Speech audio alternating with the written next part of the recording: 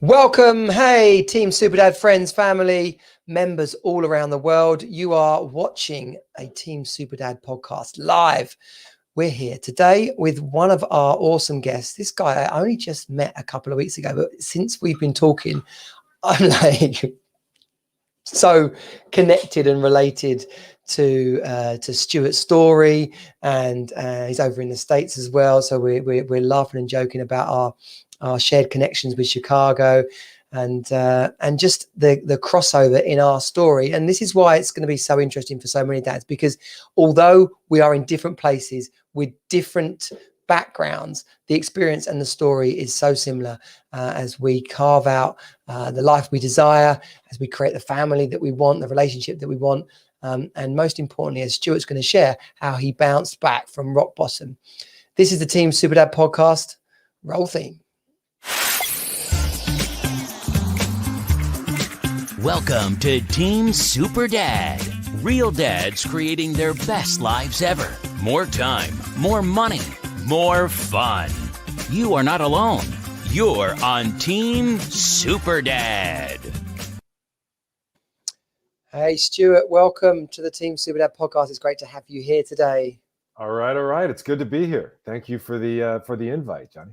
Oh, you're welcome, man. I saw your post in one of the American dads groups, and you were talking about the book that you'd written, and you were very casual about it. It wasn't like one of those guys in a group going, "Yeah, get my book, man. This will save your life." But just through the conversation, I went on your profile, and we've been having chats over the last week. It's just a universally recognized story or experience, but not everybody fixed the situation, and then not everybody put it down in a really powerful book that can help other people. So that is what you've done, and that's why you're here today. So it's really great to have you here. Let everybody know where you are and tell us a bit about your family. Well, we currently live in Southern California in San Diego, and I have two girls under 10. We just celebrated an eighth birthday, and I have an 8 and a 9-year-old. Good. Okay. My daughter is also 9, going to be 10. Her brother's 2 years older than her, so I have the pleasure of them both doing puberty at the same time. So Exactly. I have, interestingly enough, ours are in the same grade.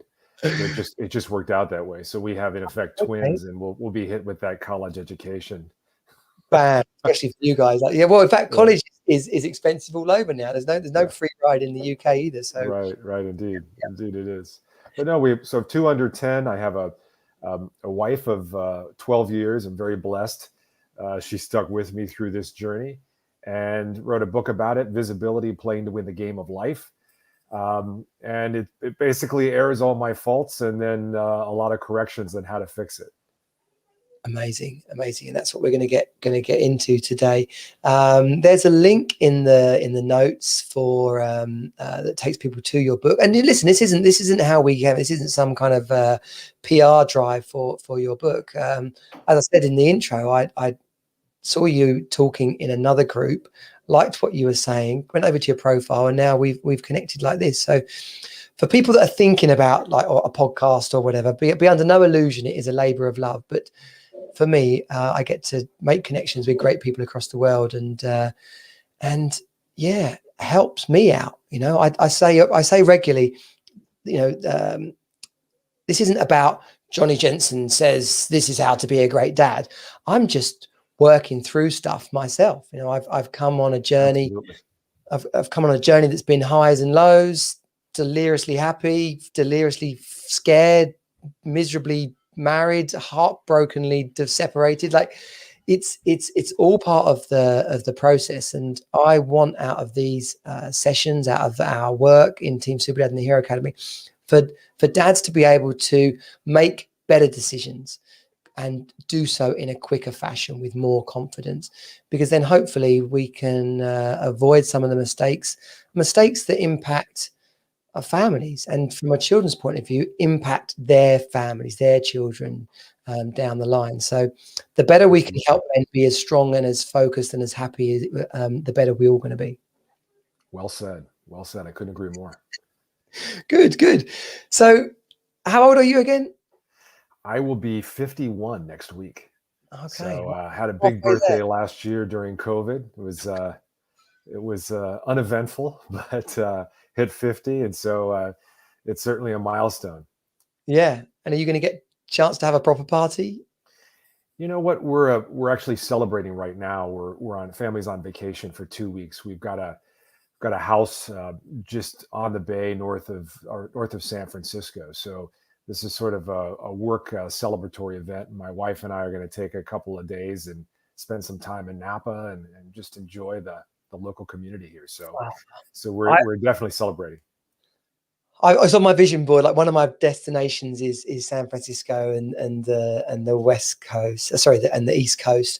No, West Coast. It's the whole West Coast kind of experience. I've been to Santa Cruz for a lifeguard competition when I was 16, but that's about as much time as I've been to LA for a like 3-day event, but that's about as much time as I've spent over there. Well, you'll have to come back. I know there's an epic triathlon that's really hard to get into, like the San Francisco triathlon. Sure. You have to get a certain time in something like 3 other triathlons in order to be able to enter it. But the part of the run is on the beach, and then you've got the Golden Gate Bridge behind you. It's pretty. Oh, it's majestic. It's really. I wish you could see the view we have here. It's unbelievable. In fact, I was up early this morning. I was doing some stretches on the deck and just really appreciating this opportunity. Truly grateful. Mega. So what I'm going to ask you to do is post a picture of your view in the Team Superdad group. People who are listening, you'll be able to see that if you go to teamsuperdad.com/group. You'll be able to come and join our free community where we have basically dads hanging out, sharing, supporting. We have some fun stuff, some serious stuff. We have free coaching on a Tuesday. And basically, it's a support community for dads. So that's teamsuperdad.com/group. Little cough. Sorry about that. That means we are live. We're not going to bleep that out. So let's go back. What we're going to do is we're going to unpack your story and then get to the sort of the guidance and advice bit. You in one of the part of the blurb for your book, it says you had it all. Like in the realms of things were going well, or the cookie cut sort of magazine, like man succeeds. You had the job, the wife, the house, and you thought you were doing great. What drove you to that? You know, what was your work, or how, to what degree were you succeeding? Well, let me give you a little context. Yeah. Grew up in the Midwest, middle class kid, and everyone around me had money. I was surrounded by money, and I thought that was the ticket for me. That was what I needed to be a success in life.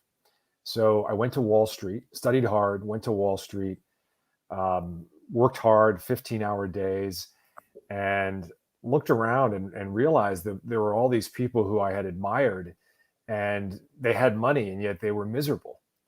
And so left Wall Street and ended up, I had spent some time in Asia I was with a large global investment bank, and they sent me to Tokyo and Hong Kong. And on one of the trips, I had a seatmate who was from Shanghai. He was showing me these unbelievable pictures of Shanghai.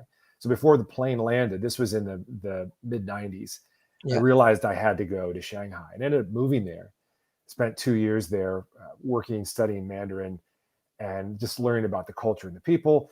Anyway, that led to starting a trading company. It was based out of Shanghai. And our timing was impeccable. We had some success and sold out of that for a relatively small exit, but yet enough to be comfortable. And came back to Southern California and ran a angel investment group focused on, basically it was a bunch of old men with money, putting money into deals. Got involved in this. And so I had all these options, all these opportunities, and met the woman of my dream. We lived near the ocean. We had it all. I had a car in my driveway that I could only have dreamed about as a kid. Yeah. And yet woke up one day and just found myself angry, lost. My wife wanted a divorce, and my world was crumbling. And wow, I mean, what a reality check, right? Where you think you've arrived, and I had the ego to match, Yeah. and my life was crumbling. So that's in short what led to my epiphany and the book, and I realized there were some other men going through this as well. So I wanted Yeah. to see if I could help. And how old? So that's, and when you hit that moment, was it a rock bottom moment, or in terms Oh, of your wife saying, I want a divorce?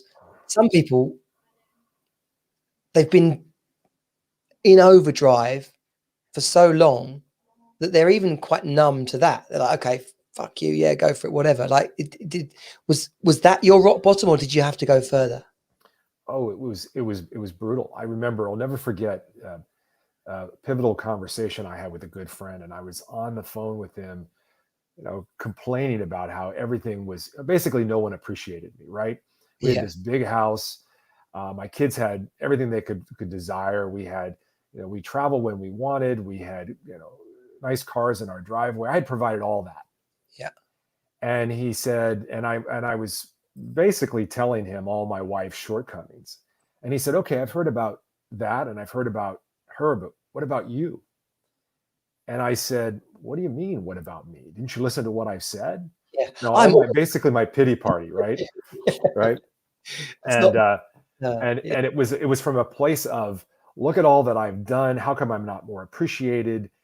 She doesn't understand. She doesn't get me. And that conversation, it took about 2 weeks to settle down. I mean, I was pissed, right? yeah, He was telling me something I did not want to hear. Wait a minute, let me look at myself. Let me look in the mirror. And after I got over that, I realized he was right. I realized that there was so much that where I was falling short, and there was, but the upside of this is that there's so much that I could be doing that I wasn't doing, and that for me was the epiphany that I needed to turn things around. yeah. You can relate?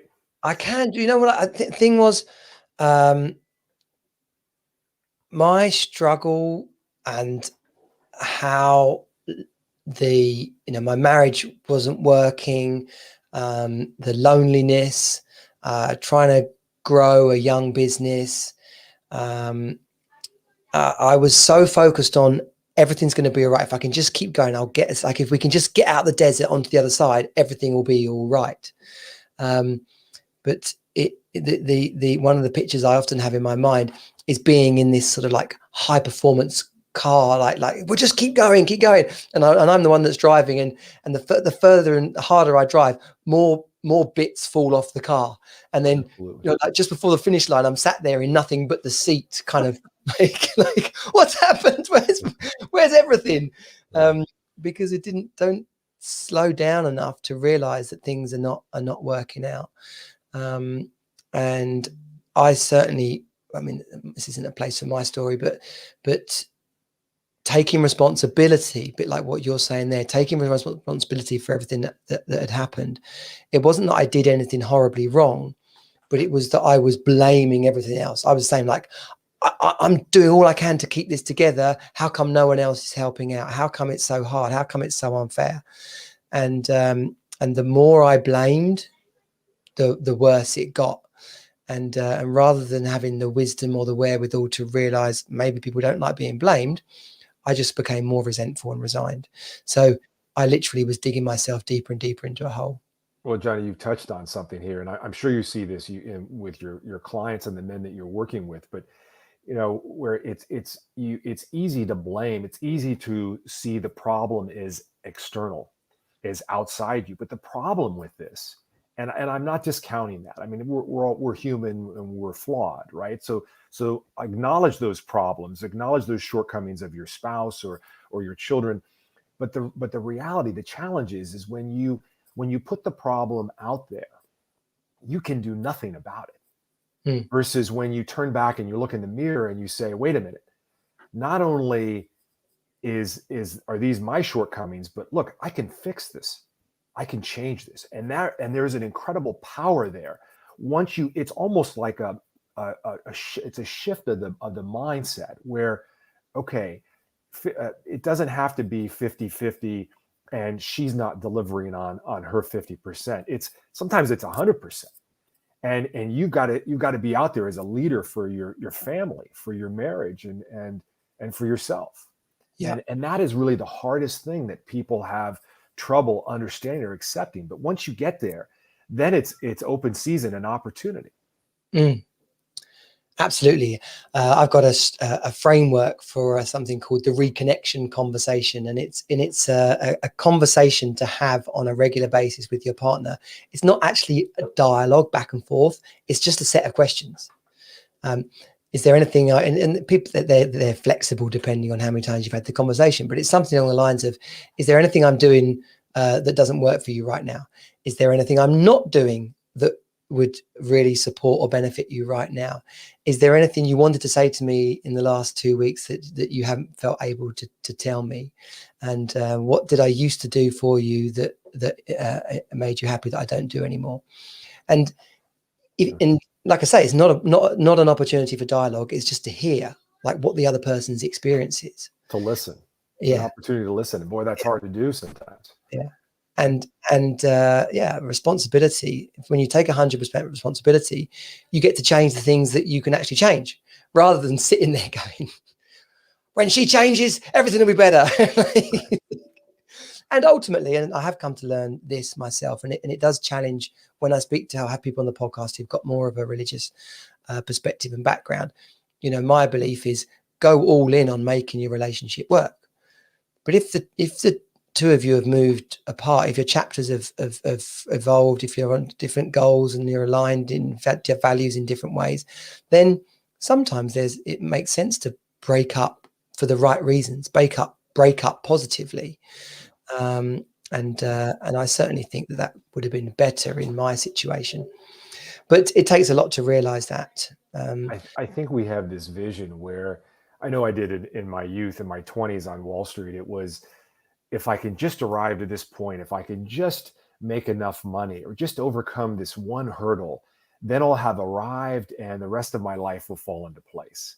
Yeah. And the reality is that we need to choose our struggle. Life is I think I'm paraphrasing Tony Robbins here, but I was at a conference and he mentioned this and it really resonated with me. And he said, in short, he said, you need to choose what your struggle is. He said, it's challenging to run a business. And a lot of people that it's not for them. It's also challenging to work for somebody else. It's challenging to be in a marriage. It's also challenging to be divorced.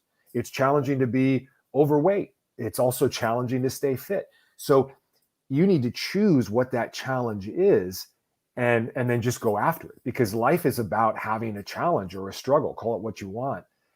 There's no point where we reach a place in life where we have enough money or we have the perfect marriage or we have the perfect kids where we sit down and say, now I've arrived and I can relax. That doesn't exist, right? Yeah. But yet we kind of fool ourselves into thinking that that's what we're shooting for. Absolutely. I like you. Powerful. And people can relate to Tony Robbins and the people he's impacted. But everyone should know that they can grab that and put it into their own life. And you've done a lot of work with men in that capacity, I understand too. Yeah. Having people, and I've not had the chance to read the whole book yet, but this is about, and I'm sure with the title, visibility, like seeing what needs to be seen so that you can make some adjustments, and then being prepared to be wowed, like, to be open to the wow of seeing it through. This last, I'm on day 25 of a 30-day fitness challenge. And it's nothing more than press ups, sit ups, and burpees. And for all my fitness, and I say to the dads in Team Super Dad, your fitness goals are your fitness goals. Don't be flipping put off by someone benching massive weights and running triathlons. Like, if what you can do today is walk 5K and do 10 press ups, then bloody brilliant, because tomorrow, let's see if we can do 6 press ups. But I've been doing that, but I've never done it every day. So we were talking earlier about the power of habit stacking.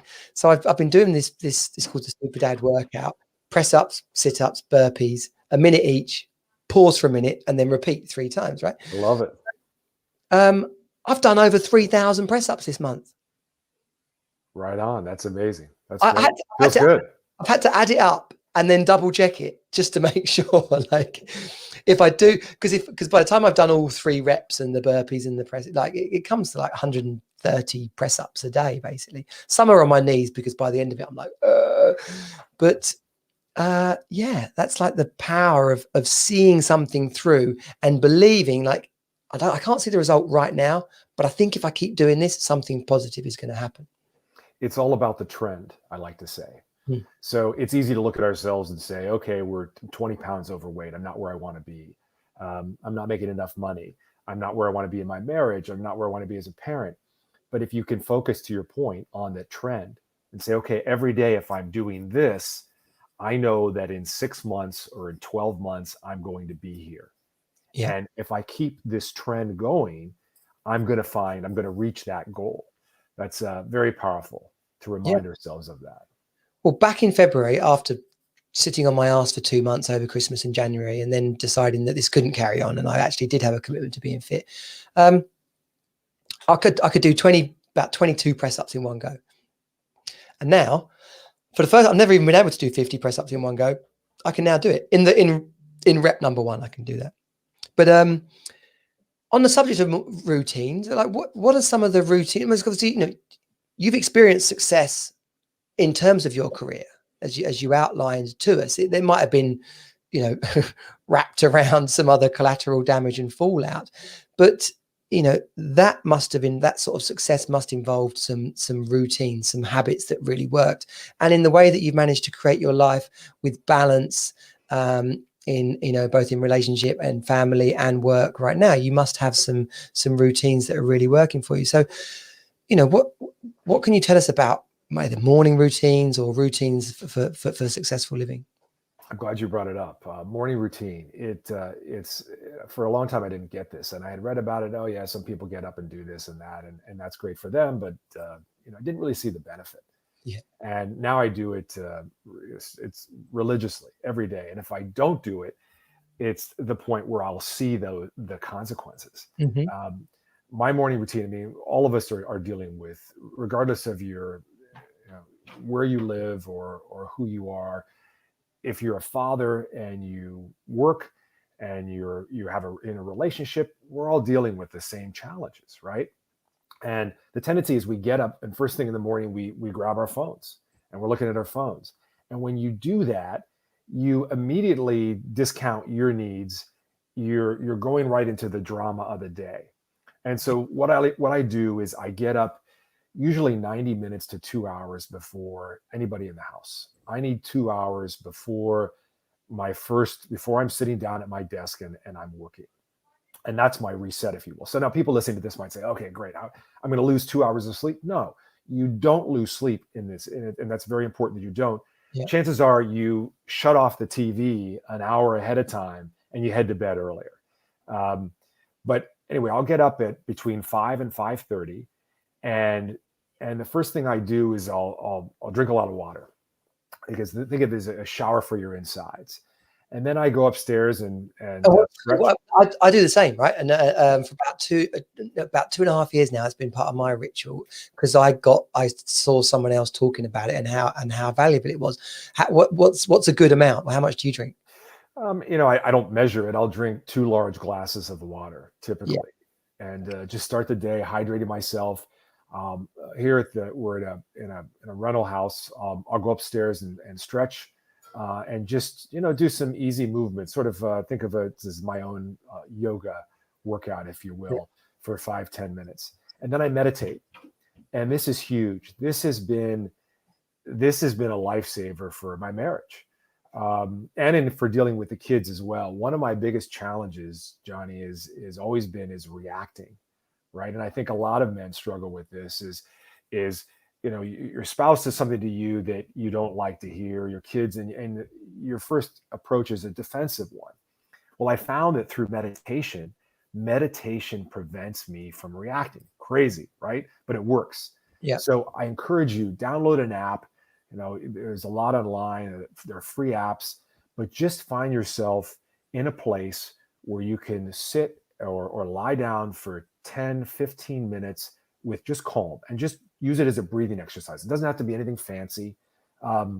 Yeah, I like just to give you, there's one called Insight Timer, which is a great app because it's basically free for the majority of the access. There's thousands and thousands of different lengths, different styles, different whatever. And just like you're suggesting, you can go to a really simple to the timer, pick a nice background sound like crashing waves or whatever. Absolutely. Set a timer for 10 minutes and you're off and running. Absolutely. Keep it simple. I like to put headphones on because I can block out any other sound. And the key is that no one else is up in the house, because if anyone else is running around, it's very hard to do. So I need to be quiet. And for those of you who have tried it before, said it doesn't work or they struggled with it, just do it for 5 minutes. And there are a lot of things online you can follow. But I promise you, if you do it and stay with it, it is life-changing. It's the point where my wife will say to me, you know, if something happens or something goes wrong, she'll say, "Did you meditate today?" So it's that instrumental. And then I'll go through this get ready. I do cold showers. I'll do.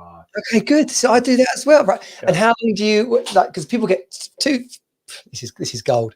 So first of all, any man, any guy thinking meditation is not for me, wuss, stuff. Just as Stu said, sit there, shut up, get in the zone, clear your mind, right? And if you can't clear your mind, think about good stuff, right? Just paint a picture of your future and get out of the rough and into the gold.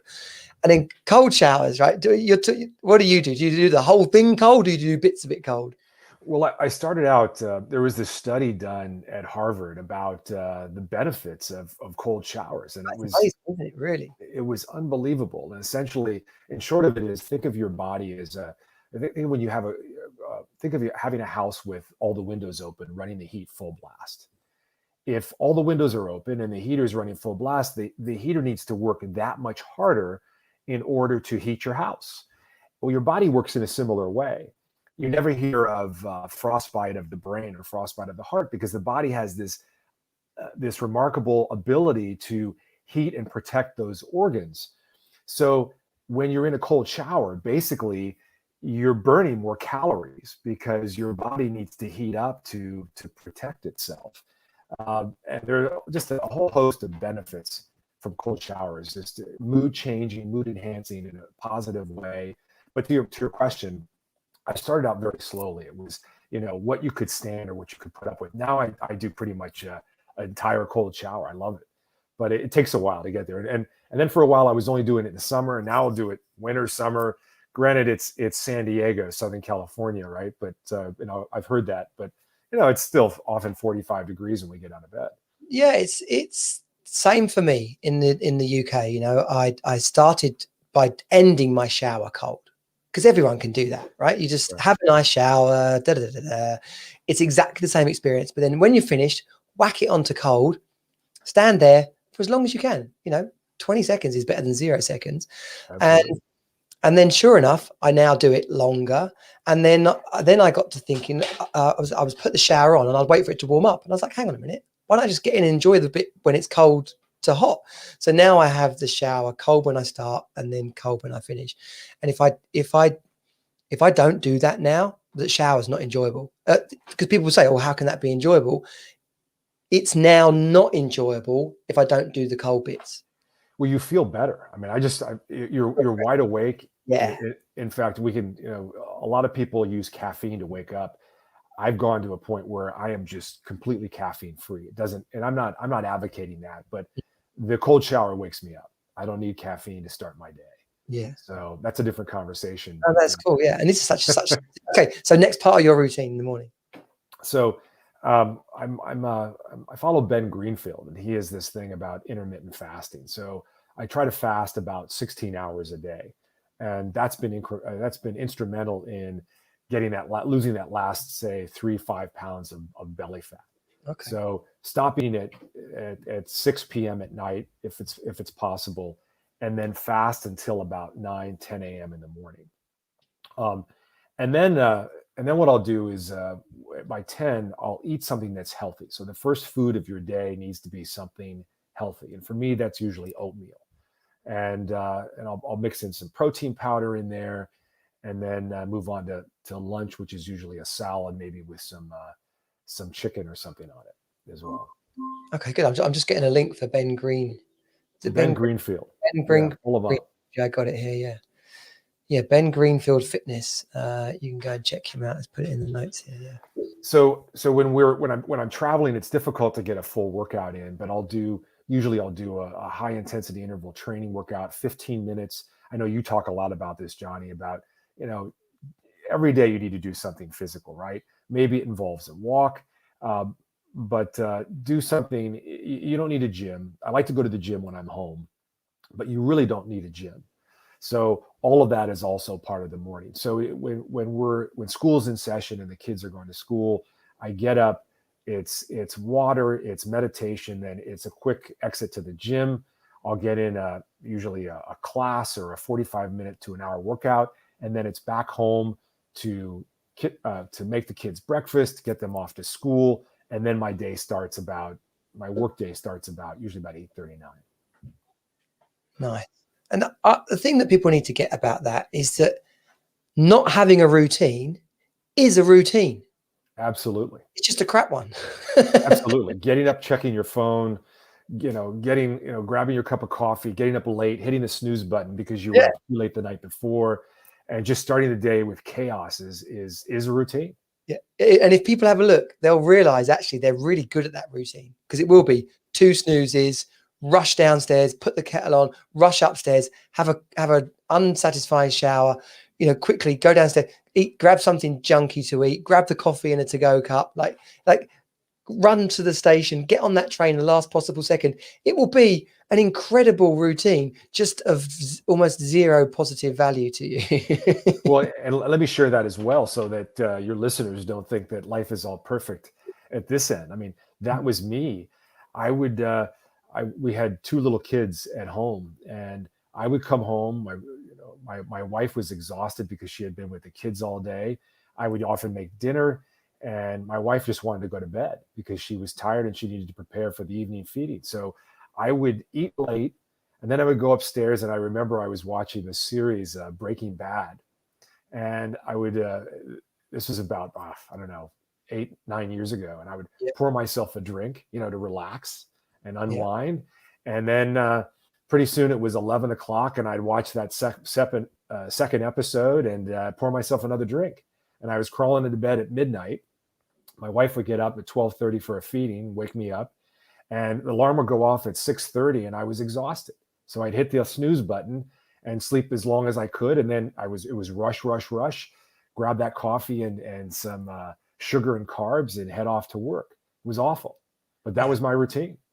Yeah. So people need to have a look at just their routine, right? And it doesn't mean you have to turn yourself inside out, but just have a routine that works. And that sort of burnout that you were experiencing before, and I mentioned about hitting rock bottom, hitting the bottom. How did you piece yourself back together after? Because just going back to what you said before, your wife said she was going to leave. Your buddy told you to reflect on actually what the hell you were doing, and then you had the epiphany in your garage about where life was taking you. There were men out there who feel that they're like at that moment. What were some of the steps that you took to start to pull away from the flipping precipice and piece yourself back together? Great question.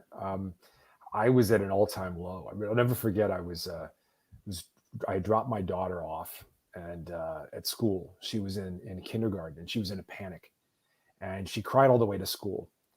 And she was acting out. She wasn't comfortable with what was happening. I dropped her off, and my wife had told me she wanted a divorce. She was done with me, and there was no hope for our marriage. So my daughter was in a panic. I was a failure as a husband. My wife told me she was done. I was overweight. I was out of shape. It was just chaos, right? And I found myself headed to the bar to try to solve things. I would go for a drink or for that double scotch, and I looked at myself and I thought, what the hell am I doing? it become essentially a cliche, right? This was ridiculous. Wasn't who I wanted to be. And when I looked around, there was I couldn't find anything. There was no programs that I had found like yours, to help men. And so I made all the mistakes and I had to learn the hard way. So on so much of this, and that's an important point bringing up. I mean, if I had a client tell me, he said, I know what I don't know. And he said, I know I'm in terrible pain and I want to get through this as fast as possible. And so, plug for your program, but gosh, if I could truncate that pain or turn around that period of pain, and you can save me months or perhaps years of pain, because some men never figure this out, sign me up. I mean, what the hell? Why expose myself? Or better yet, why make those decisions that are going to have lifelong implications for the worse, because I haven't talked to someone who has been there and who understands it, who gets it. So, that's what you're doing. That's what you're providing. Let me plug that, because my gosh, more men need this than at this time. It's a great time for this. But back to my pain, gosh, again, I learned it all the hard way. And I basically read, I'm a big reader. So I would devour books on, self-help, marriage, parenting. But if that isn't the long, arduous way to go about it, I mean, I was reading about a book a week, trying to figure this out myself. Absolutely did it the hard way. And then once I learned all of this, and then once I had taken these, courses and figured some of this out, if you had asked me at the time, what I wanted to do was put it all behind me. I didn't want to talk about it. I wanted to file that away under a chapter of, okay, mistakes made, don't ever do it again. But I looked around, and all these other men who I had known who were successful and had these prosperous careers, they were all struggling with the same stuff. Yeah. So I figured there's got to be something here, which is the impetus for writing the book, and airing all these challenges as you've done. This isn't easy to do, as you know. Yeah, yeah. And in the process of writing the book, because the book for is wonderfully laid out into chunks, into like kind of all of these individual things you had to realize about yourself. Like I was crap in this area, I was doing a bad job here, I wasn't taking responsibility there, and so they're relatable parts to the journey. Were you aware of all of those, or did it kind of like the old proverbial onion? Did as you went through each one, you started to reveal the next one? I think a man reaches a point in their life where, in your 20s and your teens, you're growing up and you have your futures ahead of you. Yeah. Right. And you can always look as though, okay, well, I'm going to be better here and I'm going to do this and I'm going to do that. But at some point you wake up and you look yourself in the mirror and you realize that you either have become the man you wanted to be or you're falling short of that mark. And that is a reality check it can be very painful. And it certainly was for me. And then you have to go about, well, what am I going to do about it?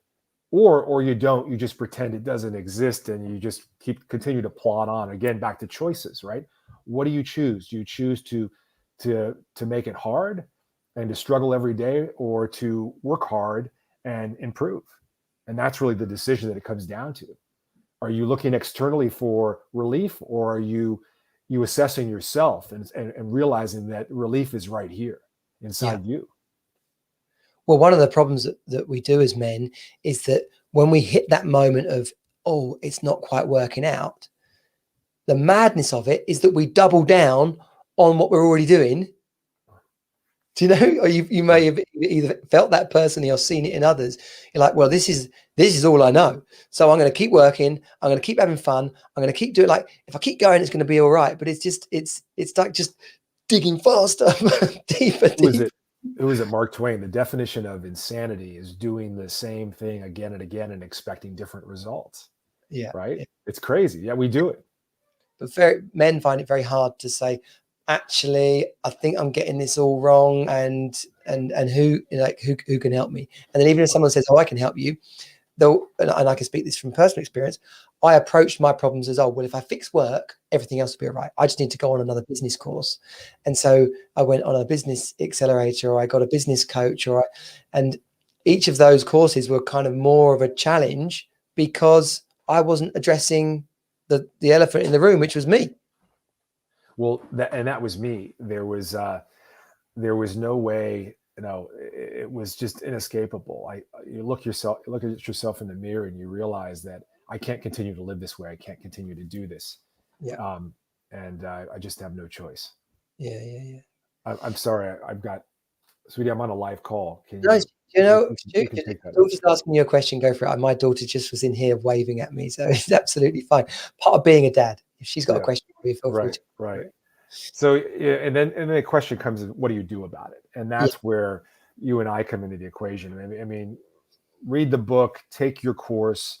There's an easier way to get through this than to struggle through it every day. And for me, the solution was really it was a 5-pronged approach, right? I realized the epiphany, back to the garage. You had asked the question about the garage, but it was realizing that success is not just a destination where you arrive. Usually it's society says it's a monetary issue, right? If I can make enough money or do well at work, then the rest of my life's going to fall into place. And you realize that, and this is what I lay out in the book, is that success for me is on 5 fronts. And it's very similar. I've seen, what you're talking about as well. It's interesting that we're both have some of the same ideas, but it's success with self. It's success with health. And the health is physical, it's food intake and mentally. And then it's success with family and in marriage and finally work. And so if you assess your life, maybe this is weekly, think of it as weekly, as these are the 5 buckets that I need to fill every week. And where am I killing it? And where am I coming up short? And what you find typically for a man who doesn't do this assessment, you'll find if you do it for the first time, you'll find probably you're really good at 1 or 2 or maybe 3 areas, but you're sucking wind at the other 2. Yeah. And people will say, well, gee, I can't be good at everything, Stu. But the reality is that the consequences of not having those 2 areas covered, or at least working at it, is going to be so dire for life and for your situation that you need to work on it. And it's paramount. And a conscious man will address his weaknesses, not because that's where he needs to focus all his energy. Like I have spoken with people who talk about working in flow or being productive in your business is knowing what you're good at and delegating the rest. But when we look at ourselves and if we're committed to our family, our work, our relationship, having enough money, living somewhere nice, then you can't let any of those balls drop. You can't just say, oh, I'm good at work and she'll love me or lump it. It's like that's not respecting the relationship enough to experience relationship as good. I would argue it's even more fundamental than that. It's if for the man who's 30 to 50 pounds overweight, what are the consequences of that? And you're cutting your lifespan, and you're not going to be able to show up for your kids or in your marriage or for yourself. So think of it that way. Whatever motivates you. I know for me, I was overweight. I was out of shape, but I want to be around for years to enjoy my kids and my family and life. And a huge part of that is your daily routine, as you were talking about, getting out and getting fit, and the food you're putting into your bodies. Yeah, totally. And as you were just saying that, I was thinking about men who don't recognize the impact of their choices or recognize the impact of struggling in one area. But when you can pause and say, okay, well, what's the impact of being overweight? And what's the impact of work? I heard a guy say this the other day, is he's a salesman, but he won't take his jacket off because he's probably got sweat rings, so he doesn't think he looks good in his. But actually say, well, what does that mean? Well, that means every time he's doing a deal, he's not thinking about the deal. He's thinking about how he looks. But when you first asked that question, he's like, well, of course I'm not thinking about how I look when I do a business deal. But actually, he totally is. And the same when you're on holiday, when you're getting undressed to get into bed with your wife and she hopes she wants to make love to you, when you're trying to outrun your teenager or pick up your toddler. Like I can't think of any area of life where being overweight isn't a challenge, doesn't have an impact. And, and as you were alluding to there, just keep going until you find one that matters enough. Because if dying early isn't enough, then there's going to be another one bigger. Blimey. You mentioned that you had, we both spent joined some of these discussion groups online, and a repeated question that comes up is, I don't have the energy to work a 10-hour, 8 to 10 or 12-hour day and then show up for my wife and my kids. Yeah. And to your point, if you're not in shape, if you don't take care of your body, the consequence, the trade-off, your heart is going to be being able to do that, because you won't be able to do that. And what are the implications for your kids if you can't get out and spend 10 minutes jumping on the trampoline or run in the park with them? What are the implications if you can't go, if you're unable to endure lovemaking, 10, 15 minutes of a hearty love session. I mean, my gosh. And, does your wife want to see you, or does your partner want to see you naked? I was in a group the other day, right? One of the American ones, because the American groups are very different than the men, the UK or the rest of the world. So they're quite alpha male, some of them. So this guy showed a picture of him when he got married, and he showed a picture of him like now, right? And he's like, yeah, man, she's told me I got to lose weight or she's out of here, right? So, and then the majority of the conversation was kind of saying, oh, she's out of order. She tell her where to go. He was considerably fatter than where they started out at. And actually, maybe they did have an argument about it or something, but to whatever degree, however long she'd been thinking it, she finally said it. And instead of him listening to her and thinking, wow, how committed is she to our relationship, he turned it into a screw you. Or at least 90% of the other guys did. Well, that's just what we were talking about. It's for him, the problem is external, right? The problem is his wife, who doesn't understand or doesn't appreciate him. But one of the things we can do, we were talking about this the other day, was engage your partner with your exercise. Go for a walk together, go for a run together, encourage each other rather than fat shame one another.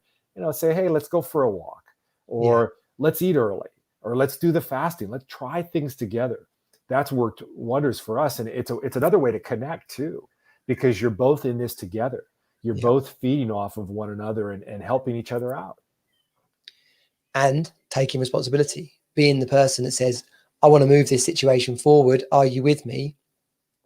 Because I get, those kind of shared activities they do feed into a relationship, but they're not going to, you're not starting by saying, oh, let's find something that's wrong and try and fix it.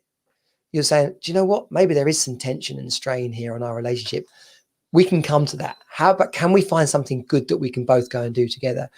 Quite often tension will, if not completely leave, it will reduce by putting in some good stuff. Absolutely. Yeah. Make time for it every day. Yeah. What is this? Is this your there's always a way? Does this tap into your kind of there's always a way mantra? So I'm glad you brought that up. I for a long time, if you had met me in 2015, as I said, I was miserable.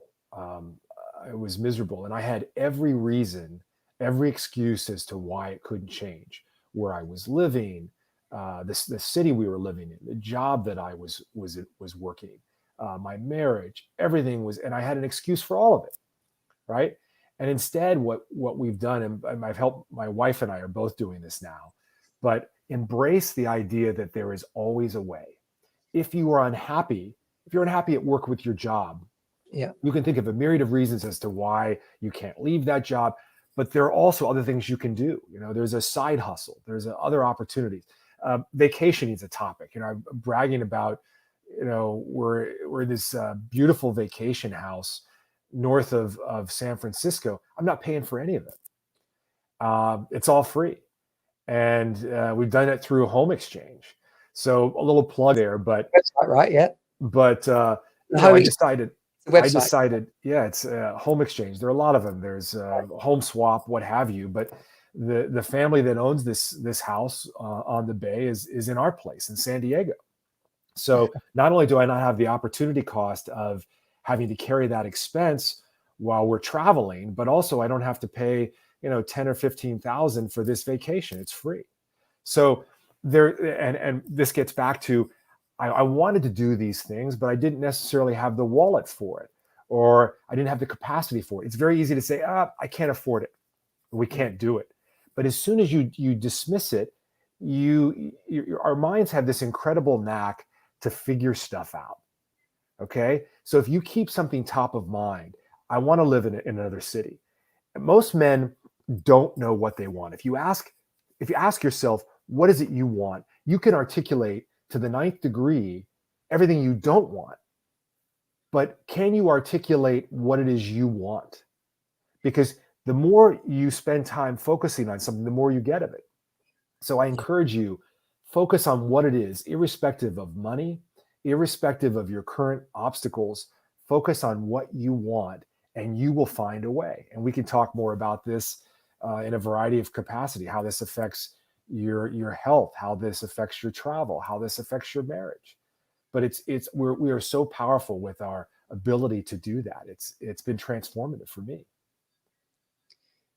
The human machine, our brain, our body, we are geared towards things working out.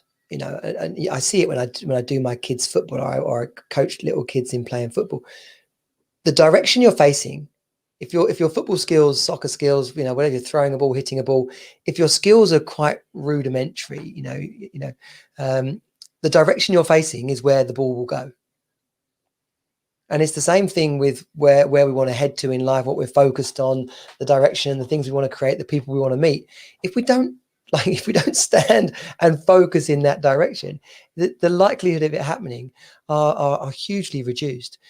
And the reason I bring up such a simple and ridiculous kind of example is that people are quick to say, well, that ain't going to happen, is it? Well, I just think about stuff and it works out. Well, not quite that simple. But if you think about the opposite, you're definitely not going to get there. Like, I want to have money, but I just can't. I'm not good. I haven't got an education. I don't have enough money. I'm in the wrong town. I'm in the wrong, like exactly like you said, I work too late. I can't spend 20 minutes with the kids. Like, we're quick to focus on what we can't do's rather than finding a way or even playing with the idea that there's a way.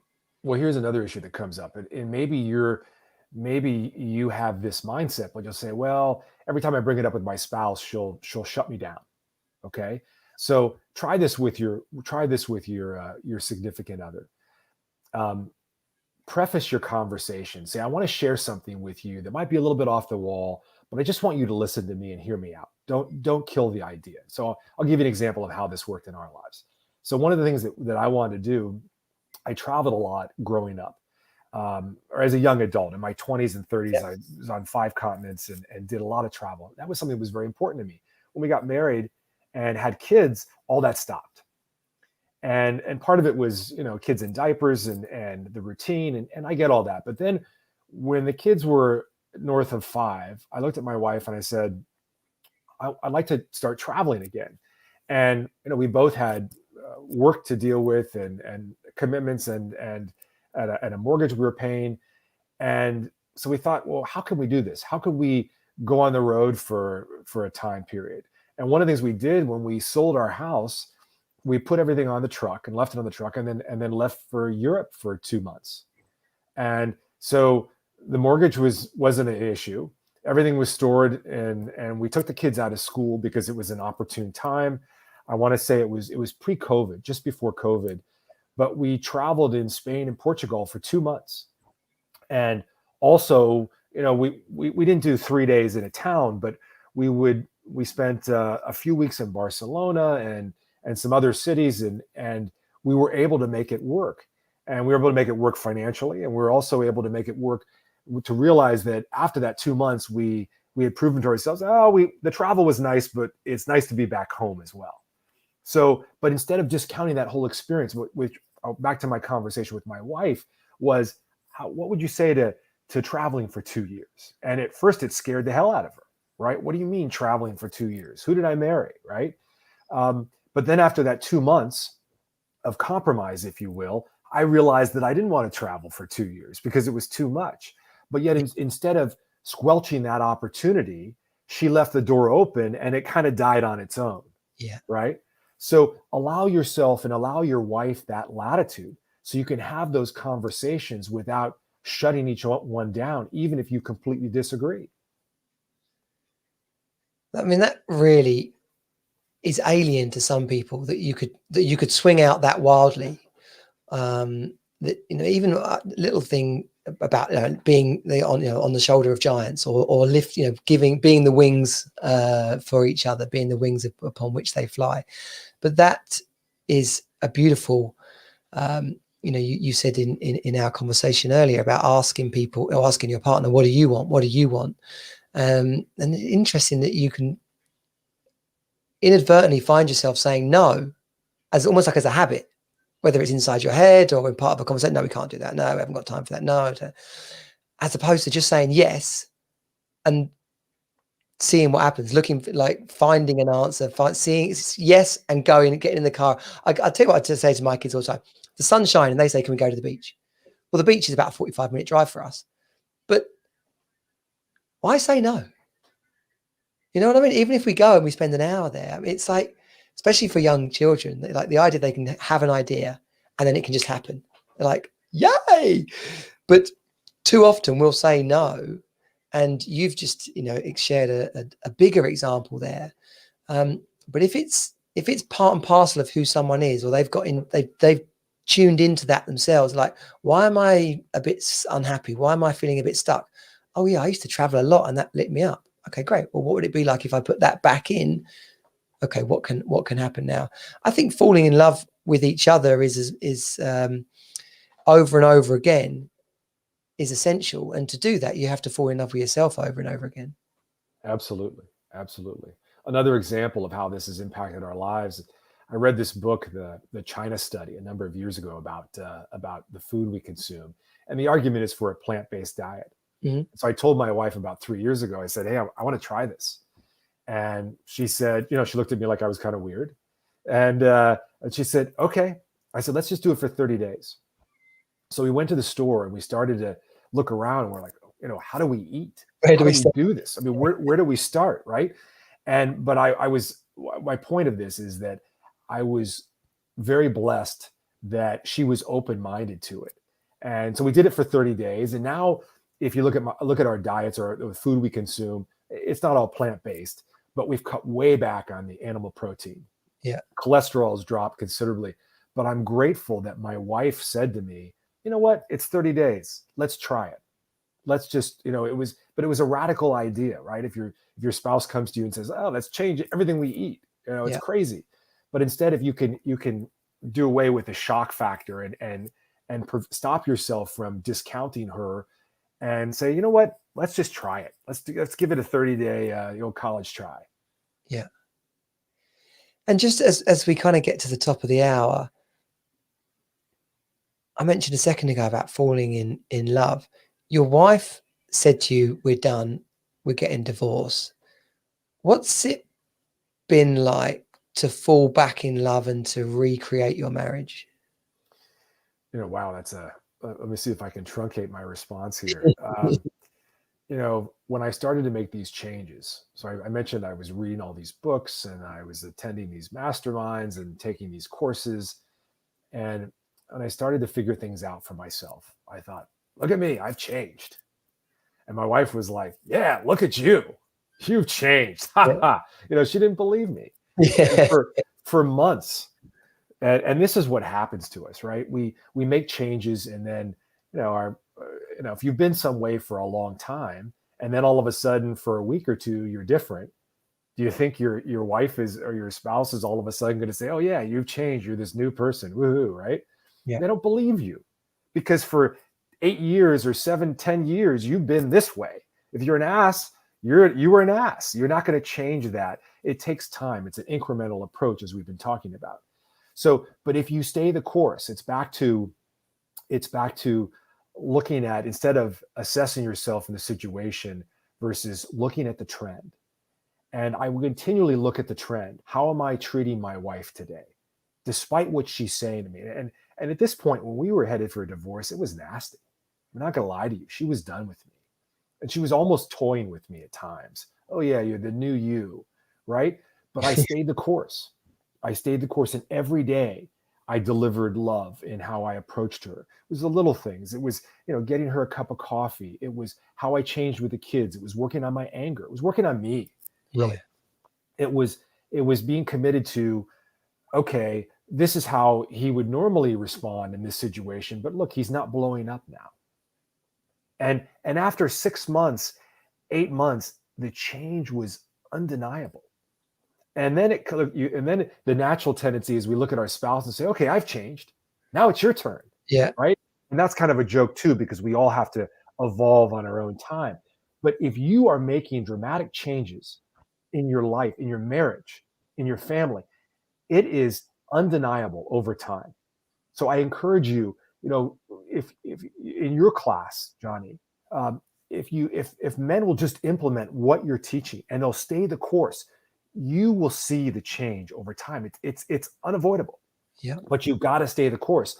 And that's the hardest thing. That's back to what you were talking about, is you got to get up every day and do it. Work out. You got to get up every day and be conscious of the food you put in your body. You got to get up every day, and irrespective of how nasty or nice your spouse is to you, you need to be comfortable with who you are. We don't change how we act to people based upon how we're treated on a given day.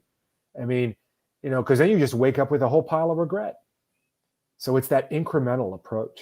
And my book outlines all these tricks and details and about how I did it and how you can do it. Happy to share that with people. They can go online and pay full price, or they can go to my website and buy it for $1. It's offered for $1 now. Oh, okay, brilliant. Well, let's make sure we get that in the link. What's the website? I can, as you can tell people, like StewartRoberts.com/book. STEWART. StewartRoberts.com/book. And it's a small investment, $1. The reason I'd give it away, but the reality is if people don't pay for it, they usually don't value it and don't open it. So open the book, read it. It's full of things you can do right away to improve your marriage and things that worked for me. Okay, brilliant. Get the link up, Stewart Roberts. At the same time, I'm classically illustrating man's or male ability to multitask. We will get that note. We will get that. But Johnny, you these are things that you're working on every week with the men in your group. I mean, you're all over this too.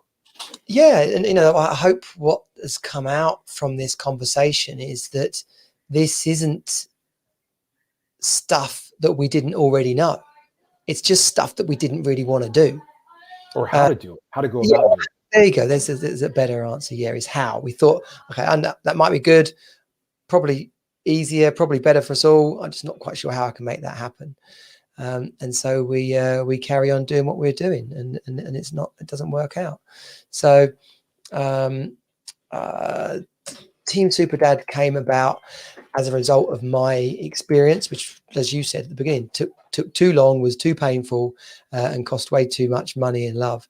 And so if we can create a pathway for men, dads, to confidently make quicker decisions, to effortlessly be a better man and dad, to have more fun and to feel alive themselves rather than burnt out, frustrated and resentful. I mean, just those words alone, as you hear them, you're like, oh yeah, I'd rather have those ones than those ones. And we can create it. And sadly, the male suicide rate around the world is just so painfully high. And that's because men do know to a certain degree, I'm not happy with this, I'd like it to be better. But there's such a disconnect between how they get from A to B that they take the ultimate choice, which is too sad for all of us. Well, society tells us, perpetuates this notion that men are supposed to have it all figured out. And the reality is that we don't. And the women in our lives are usually much better at this than us in terms of understanding their shortcomings and working on them. But we don't have it all figured out, and it's a constant effort that you have to work on every day.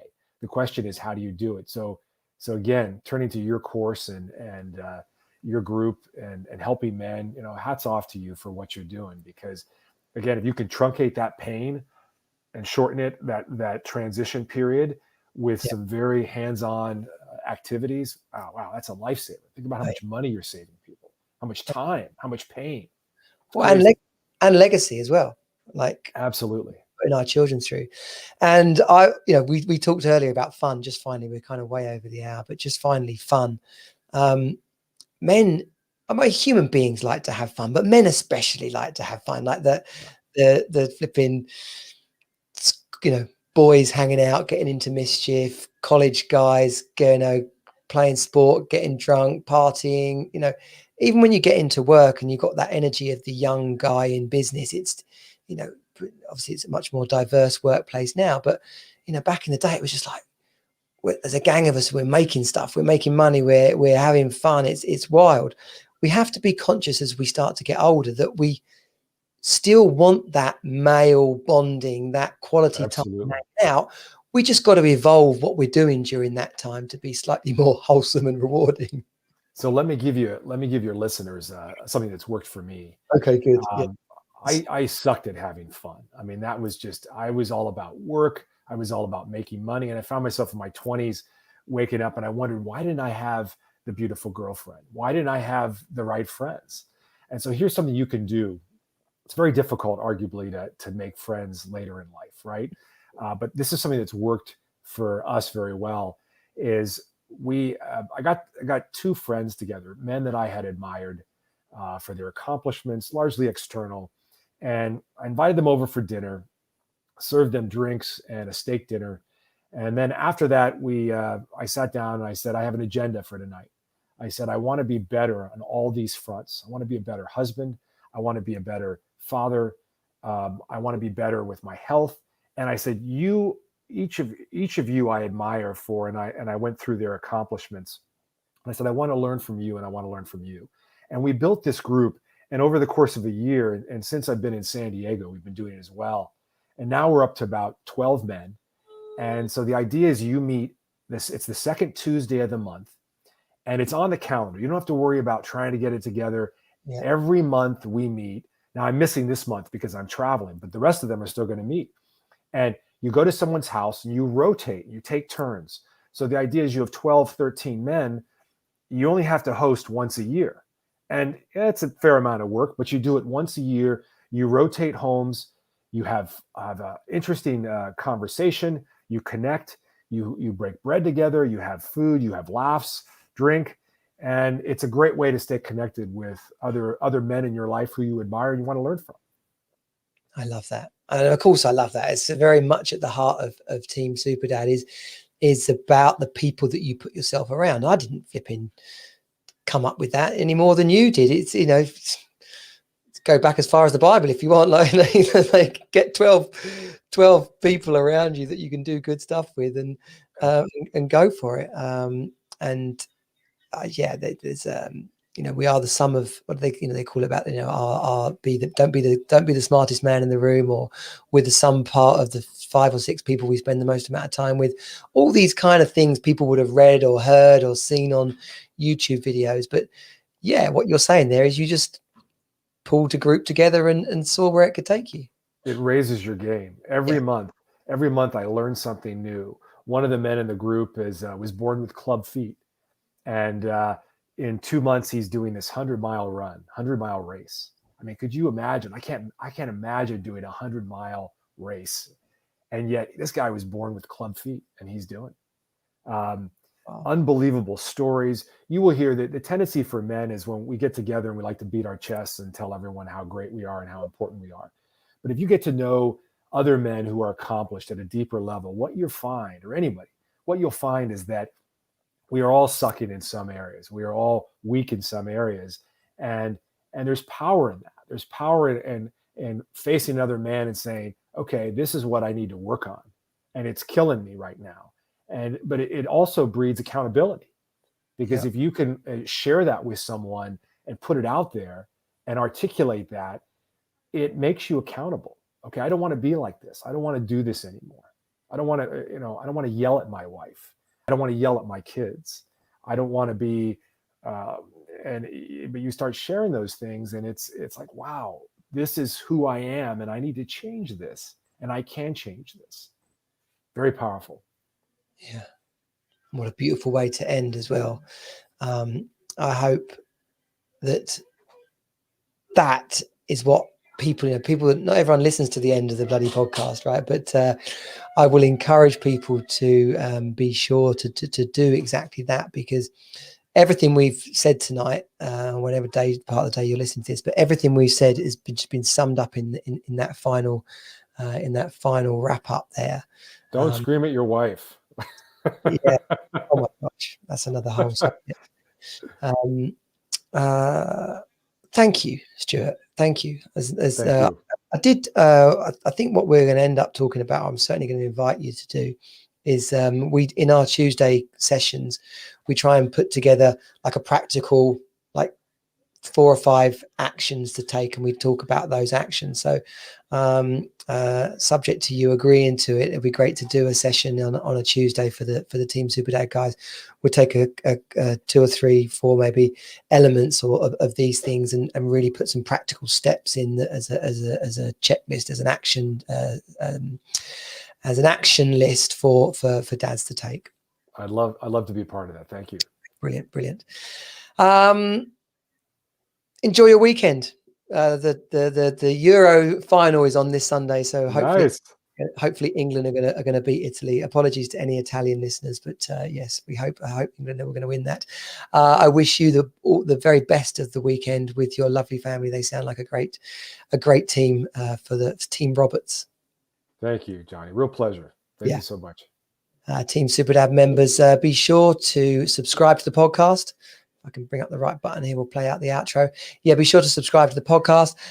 Monday nights, remember, are the wrap up, where we have a lot of fun and wrap up the week that was with some of the dads from the crew, including Glenn and I. Until then, Stu, all the best, sir. Right on. Take care. Bye. This has been Team Super Dad. Find us at teamsuperdad.com. Join the program and create the best life ever for you and your children. You are not alone. You're on Team Super Dad.